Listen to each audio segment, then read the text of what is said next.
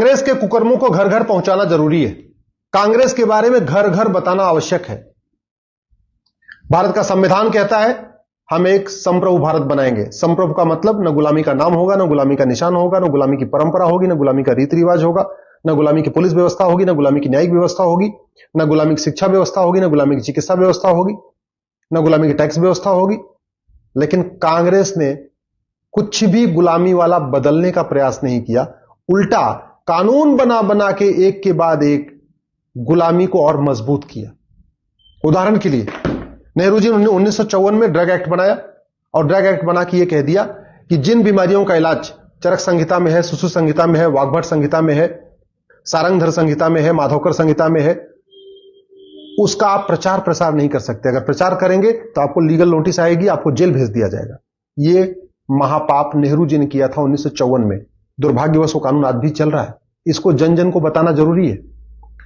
1955 में संविधान कहता है एक सिटीजनशिप एक्ट बनाओ जो देश के खिलाफ गद्दारी करे, जासूसी करे, मक्कारी करे, देशद्रोह करे, आतंकवाद फैलाए, अलगाववाद फैलाए, नक्सलवाद फैलाए, उसकी नागरिकता छीनने के लिए कानून बनाओ। कांग्रेस ने कानून बनाया, नेहरू जी ने 1955 में कानून बनाया, लेकिन ऐसा कानून बनाया आज तक किसी की नागरिकता गई नहीं। अगले साल संविधान कहता है कि भारतीय परंपरा, भारतीय रीति रिवाज को मजबूत करो। पूरा का पूरा आजादी का आंदोलन वंदे मातरम भारत माता की जैसे हुआ था। पूरा आजादी का आंदोलन। अंग्रेज बेचैन हो गए थे वंदे मातरम से। वंदे मातरम को बैन कर दिया था, लेकिन कांग्रेस ने जब 1971 में कानून बनाया तो वंदे मातरम इसमें मेंशन ही नहीं किया। जनगण मन के लिए टाइम फिक्स कर दिया, जनगण मन के लिए प्रोटोकॉल फिक्स कर दिया, जनगण मन की म्यूजिक फिक्स कर दिया, सब कुछ फिक्स कर दिया। जनगण मन अपमान करने पे 3 साल सजा होगी ये भी लिख दिया। लेकिन वंदे मातरम के न कोई प्रोटोकॉल बनाया, न कोई म्यूजिक फिक्स किया, न वंदे मातरम का अपमान करने पर कोई सजा होगी, कुछ भी नियम कानून नहीं बनाया। यह है वंदे मातरम से नफरत। कांग्रेस को कितनी नफरत है वंदे मातरम से, आप यह कानून अपने आप में बता रहा है। 1984 में राजीव गांधी को 404 सीट मिली। अगले ही साल 1985 में एक उन्होंने कानून बना दिया सिटीजनशिप एक्ट, और यह एक कानून बना के उन्होंने सिटीजनशिप एक्ट में धारा 6 से जोड़ दिया, और धारा 6 से जोड़ के उन्होंने उस समय असम में रह रहे 60 लाख बांग्लादेशियों को भारत का नागरिक बना दिया। आप सोचिए, इस कानून के कारण आज यह हो रहा है कि पूरे देश के जो बांग्लादेशी हैं, घुसपैठी हैं, वो सब ये कह रहे हैं हम असम में 71 में आ गए थे। जैसे कश्मीर में धारा 35A चल रही थी ना, आर्टिकल 35A, उससे भी खतरनाक है ये सेक्शन 6A जो सिटीजनशिप एक्ट में राजीव गांधी ने जोड़ा था 1985 में। इस पे सुप्रीम कोर्ट में सुनवाई होने जा रही है। मैं आशा करता हूं सुप्रीम कोर्ट इस धारा को खत्म करेगा। अगले साल साबानो का फैसला आया। राजीव गांधी ने सुप्रीम कोर्ट के फैसले को मानने की बजाय सुप्रीम कोर्ट के फैसले को पलटने के लिए कानून बना दिया।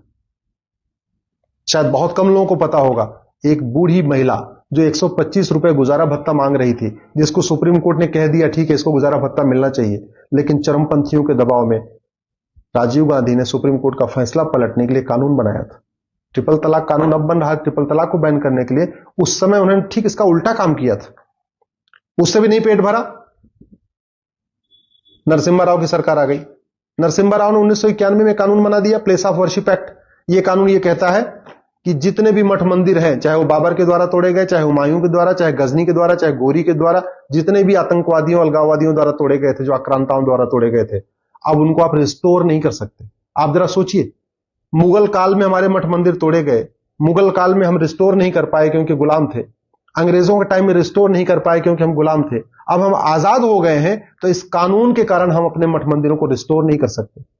काशी है, मथुरा है, भद्रकाली है, भोजशाला है, अटाला है, इन सभी मठ मंदिरों को रिस्टोर करने में जो सबसे बड़ी बाधा बनी है वो है कांग्रेस का प्लेस ऑफ वर्शिप एक्ट, जो 1991 में नरसिम्हा राव की सरकार ने बनाया। इससे भी नहीं पेट भरा। अगले साल 1992 में नरसिम्हा राव ने एक और जहरीला कानून बनाया, उसको कहते हैं माइनॉरिटी कमीशन एक्ट। पहले हिंदू, जैन, बौद्ध, सिख सबके सब हिंदू कहलाते थे, सबके लिए एक ही कानून होता था। 1992 में हिंदुओं को बांटने के लिए और मुस्लिम्स को स्पेशली फायदा पहुंचाने के लिए, क्रिश्चियंस को अलग से फायदा पहुंचाने के लिए माइनॉरिटी कमीशन एक्ट बनाया। मुस्लिम्स को माइनॉरिटी बना दिया, क्रिश्चियंस को माइनॉरिटी बना दिया, जबकि मुस्लिम्स भी कन्वर्टेड हिंदू हैं, क्रिश्चियंस भी कन्वर्टेड हिंदू हैं, उनको उनकी घर वापसी कराने की बजाय कानून बना के उनको अल्पसंख्यक घोषित कर दिया, और उन्हीं को नहीं, बौद्ध को भी अल्पसंख्यक घोषित कर दिया, जैन को भी अल्पसंख्यक घोषित कर दिया, सिख को भी अल्पसंख्यक घोषित कर दिया, जबकि सब सनातन के पार्ट है। तो कांग्रेस ने कभी ऐसा कोई प्रयास नहीं किया कि भारतीयता मजबूत हो, सनातन संस्कृति मजबूत हो, सनातन धर्म मजबूत हो। हां, कानून बना बना के तोड़ा जरूर है, उससे भी नहीं पेट भरा। अगले साल 1995 में वक्फ एक्ट बना दिया। जितनी भारत में जमीनें हैं, चाहे जो लोग पाकिस्तान छोड़ के भाग गए थे वो भी वक्फ की जमीन हो गई। इसके अलावा इतना इसमें अधिकार दे दिया कि ये वक्फ बोर्ड जिसको कह दे ये हमारी जमीन है, वो वक्फ की जमीन हो जाएगी। इसके खिलाफ आप लोकल कोर्ट में जा ही नहीं सकते, आप सीधे हाई कोर्ट भी नहीं जा सकते, इसके लिए सीधे आपको वक्फ बोर्ड में जाना पड़ेगा। इस कानून को हमने चैलेंज किया हुआ है, मुकदमा चल रहा है, लेकिन जनता को बताना जरूरी है कि किस तरीके से कांग्रेस ने 1995 में एक जहरीला कानून बनाया, जिसके कारण रेलवे और डिफेंस के बाद सबसे ज्यादा जो लैंड बैंक है, सबसे ज्यादा जो जमीन है, वो वक्फ बोर्ड के पास है। उससे भी नहीं पेट भरा। 2004 में कांग्रेस ने माइनॉरिटी एजुकेशन एक्ट बनाया, मनमोहन सिंह की सरकार आ चुकी थी उस समय, उससे भी नहीं पेट भरा। 2010 में एफसीआरए बनाया। देश विरोधियों को, मक्कारों को, गद्दारों को फंडिंग कराने के लिए, जैसे विदेशी फंडिंग होती रहे, जो कांग्रेस के पालतू पत्रकार हैं, जो कांग्रेस के पालतू एजेंट हैं, जो कांग्रेस के पालतू लेखक हैं, बुद्धिजीवी हैं, कलमकार हैं, लेखक हैं, कांग्रेसी हैं, इनके एनजीओज को पूरी फंडिंग मिले विदेशों से, जो कांग्रेस के पालतू वकील हैं, जो कांग्रेस के पालतू बहुत सारे इनके हैं अपने तरीके, इनको पूरी फंडिंग कराने के लिए एफसीआरए बना दिया 2010 में। बहुत सारे एनजीओज का लाइसेंस रद्द हुआ है, लेकिन जब तक कानून चलेगा तब तक विदेशी फंडिंग रुकेगी नहीं। उससे भी बड़ा पाप किया 2012 में। एक गुप्त बैठक होती है पर्सनल लॉ बोर्ड और राहुल गांधी के बीच में, और उसके बाद जब अगला संसद का सत्र आता है, उसमें राइट टू एजुकेशन एक्ट से मदरसों को बाहर निकाल दिया जाता है। पहले जब राइट टू एजुकेशन एक्ट था, मदरसे भी उसके अंदर में थे, लेकिन पर्सनल लॉ बोर्ड के दबाव में, जमीयत उलमा हिंद के दबाव में, कट्टरपंथियों के दबाव में मनमोहन सिंह ने मदरसों को बाहर निकाल दिया राइट टू एजुकेशन एक्ट से। बैलेंस करने के लिए गुरुकुल को भी निकाल दिया। हम ये कह रहे हैं गुरुकुल पे आप ऑडिट करो ना भैया, क्या दिक्कत है? गुरुकुल में क्या पढ़ाया जाता है, गुरुकुल में कहां से पैसा आता है, गुरुकुल में पढ़ाने वाला कौन है, गुरुकुल में पढ़ने वाला कौन है, किसी को ऑडिट कराने में दिक्कत नहीं है। दिक्कत किसको थी? मदरसों को, क्योंकि मदरसों के जो चलाने वाले ये नहीं चाहते कि उसमें क्या पढ़ाया जा रहा है किसी को पता चले, फंडिंग कहां से आ रही किसी को पता चले, पढ़ने वाला कौन है किसको पता चले, पढ़ाने वाला कौन है किसको पता चले, वहां कौन कौन शरण लेता है किसी को पता चले, वहां क्या क्या रखा जाता है किसी को पता चले। अगर राइट टू एजुकेशन के दायरे में रहता तो बीएसए भी जाते, एबीएसए भी जाते, लेखा भी जाते, जो सरकारी अधिकारी हैं, कर्मचारी, वो जा जाकर ऑडिट किया करते, लेकिन उसको दायरे से बाहर निकाल दिया। तो आज की डेट में जो शिक्षा के अधिकारी हैं वो मदरसे का ऑडिट कर ही नहीं सकते।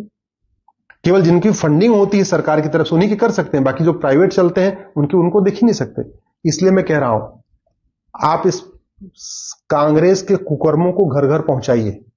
कांग्रेस ने इतना बड़ा जो पाप किया है, कानून बना बना के सत्ता मिली तो जाति का जहर घोला, सत्ता मिली कांग्रेस को भाषा का जहर घोला, सत्ता मिली कांग्रेस को क्षेत्र का जहर घोला, सत्ता मिली कांग्रेस को माइनॉरिटी कमीशन एक्ट बनाया, सत्ता मिली कांग्रेस को हिंदू जैन बौद्ध सिख को आपस में बांट दिया, सत्ता मिली कांग्रेस को योजनाएं बनाई मुस्लिम्स को खुश करने के लिए, क्रिश्चियंस को खुश करने के लिए, सत्ता मिली कांग्रेस को तो घोटाला भी किया, 2G घोटाला, कॉमनवेल्थ घोटाला, एक के बाद कोयला घोटाला, घोटाले पर घोटाला करता रहा। कांग्रेस के कुकर्मों को घर घर पहुंचाइए। और किस तरीके से नेहरू जी से लेके मनमोहन सिंह तक, आप उसको ऐसे कह सकते हैं, मनमोहन सिंह तो नाम के प्रधानमंत्री थे, एक्चुअल में तो सरकार चलाती थी सोनिया गांधी। नरसिम्हा राव की जब सरकार थी तब भी सोनिया गांधी के इशारे पे सारा काम होता था, मनमोहन सिंह की सरकार थी तब भी सोनिया गांधी के इशारे पे सारा काम होता था। राजीव गांधी जी थे, उन्होंने भी कानून बनाया, नेहरू जी ने भी भारत की संस्कृति के खिलाफ कानून बनाया, इंदिरा गांधी ने भारत की संस्कृति को खत्म करने के लिए कानून बनाया, राजीव गांधी ने भारत की संस्कृति को खत्म करने के लिए बनाया, नरसिम्हा राव ने बनाया और मनमोहन सिंह ने भी बनाया। कांग्रेस के कुकर्मों को लेकिन देश के लोग जानते नहीं है, इसलिए देश को बताना जरूरी है। इस वीडियो को कम से कम 10 लोगों को जरूर फॉरवर्ड करिएगा।